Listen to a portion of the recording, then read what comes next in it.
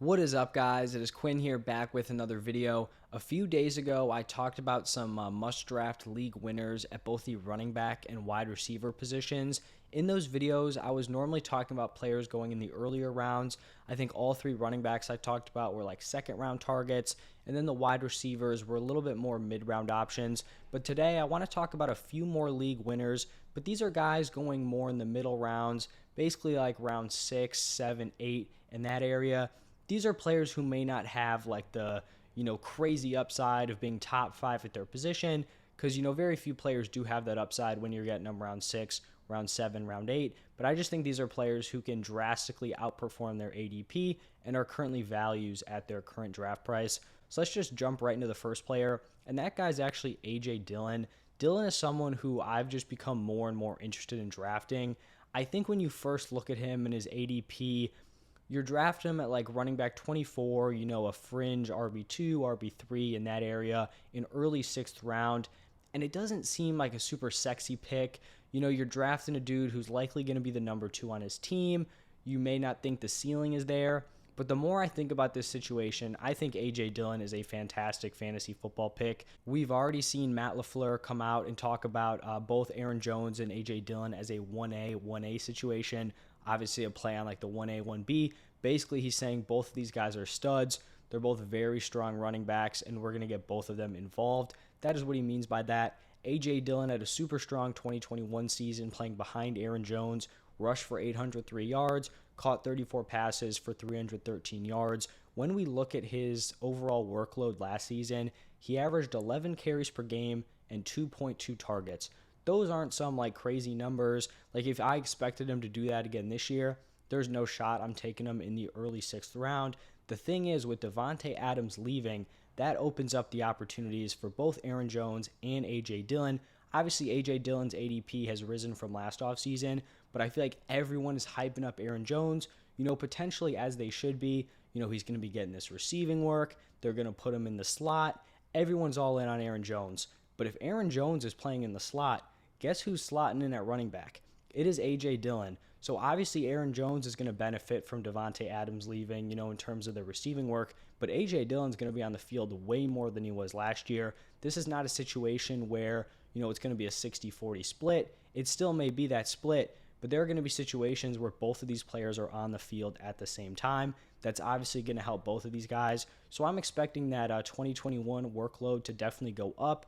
Maybe we're looking 12, 13 carries, maybe 3.5 targets per game. And that's basically the floor for A.J. Dillon. His elite upside comes in with an Aaron Jones injury.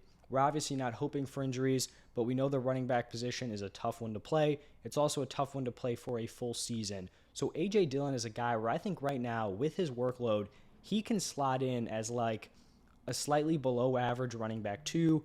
He can slot in as like a decent flex option in his current situation. So he will likely live up to ADP even if Aaron Jones is healthy. But if Aaron Jones gets injured, Dillon just springboards in value. I mean, like if Aaron Jones was announced out for the season right now, he's not on the team. A.J. Dillon is a locked-in second-round pick. You likely won't be able to say that about many other handcuffs. The only guy that I can really think of would be Tony Pollard, but maybe he's going 3rd round. Like, there are some strong handcuffs, right? Like Madison, players like this, but we don't have the confidence that they're going to step in, for a full season and be the workhorse if the starter goes down. We feel pretty confident that A.J. Dillon can do that. So he may not be, the sexiest pick, the one where you're like, oh, this guy's going to have a huge workload from day one. But I just think he's someone who's going to produce enough points to live up to his price, but also comes with that crazy upside if Aaron Jones does go down with injury. So Dillon is my first league winner. Then we've got Elijah Moore as the next one. And I feel like I haven't talked enough about Elijah Moore this offseason. He's someone who I've loved at price, from the start of the offseason all the way till today. So he's being drafted at around wide receiver 35 in that like round 7, round 8 range. I think in more competitive, sharper leagues, he's going to be going earlier than that.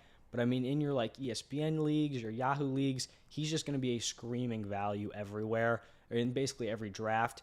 And what I think is crazy about this wide receiver 35 spot, Elijah Moore was the wide receiver 32 in points per game last year. He was the wide receiver 32 in his rookie season, and is now going 3 spots lower than that. And I really want to jump into that rookie season because after I kind of went through these numbers, his wide receiver 32 finish last year, I even considered moving Elijah Moore up more than I already had him, and he's someone who I already viewed very, very highly. So Elijah Moore essentially did nothing the first 5 games of the season. I think he had 1 game with double-digit production, but through 5 games in the NFL, he was averaging 5 PPR points per game. So he was not rosterable. He was not someone you could plug into your lineup. Last 6 games of his season, he obviously got injured early, didn't play a full 17, but his last 6 games, he played an 11-game season. Last 6 games, 18.9 PPR points per game. That was his average over his last 6. And he wasn't even a full-time starter until those last 2 games. He was in like the 60, 70 percentile in terms of snap share. Last 2 games, 88% and 86%. So he was giving you locked in, wide receiver 1 production over that last stretch, and he wasn't even getting a full-time starter snap share. I think Elijah Moore has the opportunity to take a massive jump here in year 2, and I would not be surprised if heading into the 2023 season, we're viewing Elijah Moore as a potentially top 12 wide receiver. Look at a guy like Michael Pittman, right? Didn't do much his rookie year, was like a fringe, wide receiver 2, wide receiver 3 last year with a little bit of improvement on his offense. He's now being picked as a fringe wide receiver 1. We're looking at Elijah Moore, who really did produce as a rookie. I think maybe the injury cutting his season short is maybe, lowering his price right now. But I really think Elijah Moore can be a stud this year. I really don't think the quarterback situation matters. Obviously it matters, but I just think Elijah Moore is so talented. He's going to produce no matter what situation he's in. He produced with that same quarterback in Zach Wilson last year. And if Zach Wilson somehow does take a jump, I think Elijah Moore is a screaming value. So I would honestly be comfortable taking Elijah Moore in the 5th or 6th round. So if you're getting him 7, 8, or later, I think you're getting a massive steal. And now the 3rd and final league winner. This is a guy who I have been hyping up for a while now at the quarterback position. You probably know who I'm going with here, but it is Trey Lance. He's being drafted as the QB 13, a round 8 pick. Kind of like I talked about with Elijah Moore in sharper leagues, he's probably going to be going way ahead of QB 13, maybe QB 7, QB 8, QB 9, but I doubt he's, being drafted as a QB 2 in super competitive leagues. I think actually this value may go down. He may take a dip in ADP now that we see that Jimmy G is definitely returning this season, at least for now. Straight up, I don't really care about this. Trey Lance is clearly the quarterback of the future, and if he performs so terribly that they have to bench him for Jimmy, even though he doesn't have to play great to put up decent fantasy production, if he's so abysmal that they do put Jimmy in, he's probably not going to be giving you much fantasy production anyway. So you would have had to, pivot to a different guy in that situation anyway. So looking at Trey Lance, he played in 2.5 games last year as the starter. He scored 54.1 fantasy points in those games, and he had 31 rush attempts in those 2.5 games. This is a guy who gives you elite rushing upside. People are worried about him adjusting to the NFL, whatever. This is a point I made in a different video. If there is like one roster where you could take a quarterback, plug him into a system, and, probably feel pretty confident in their success, I think would be the 49ers system.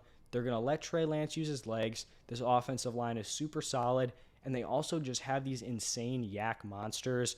Deebo Samuel, 777 yards after the catch. That was second most at the wide receiver position. Kittle had the second most yards after the catch at the tight end position. You also have Brandon Ayuk in there. I always point back to like the Lamar Jackson and the Jalen Hurts fantasy seasons. These are guys who are going as fringe QB1s. They were late round targets. They have the rushing upside, and they just totally break out. Now, I'm not expecting Trey Lance to go for Lamar's 27 points per game. That would be shocking if that happened. But these are the types of players you want to be targeting, in that fringe QB1 range, because people still haven't caught on to the idea that you do not have to be a great NFL quarterback to translate and give monster fantasy production. Not saying that Lamar and Hurts aren't great.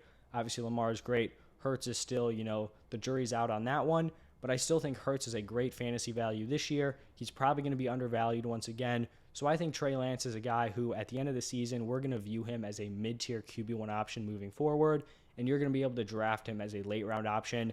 You're going to be able to stock up on running backs, wide receivers, maybe get a stud tight end, and then draft a quarterback with a lead upside in round 8, round 9, round 10, wherever he is falling to. So those are three of like my mid-round league winners, I guess you could call them. So A.J. Dillon, Elijah Moore, and Trey Lance. Let me know what you guys think about those players down below in the comment section, and I'll see you guys in the next one.